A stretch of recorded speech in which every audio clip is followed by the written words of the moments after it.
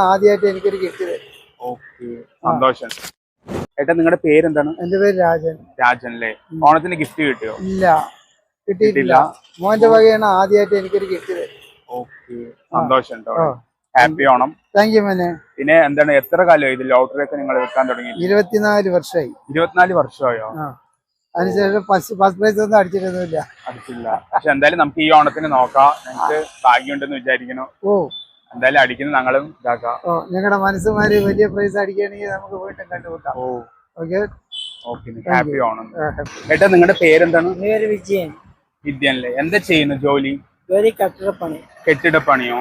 ഓ, എന്താണ് ഓണമായിട്ട് എന്താണ് ഗിഫ്റ്റ് ഒക്കെ കിട്ടിയോ? ഗിഫ്റ്റ് ഒന്നും കിട്ടിയില്ല. കിട്ടിയിട്ടില്ല. അപ്പൊ ഞാനൊരു ചെറിയ ഒരു ഗിഫ്റ്റ് തരാം. ഇതിപ്പോ ഓണത്തിന്റെ ഇതായത് കൊണ്ടാണ്. ശരി, ഓണം ഉണ്ട് കേട്ടോ. ഹാപ്പി ഓണം.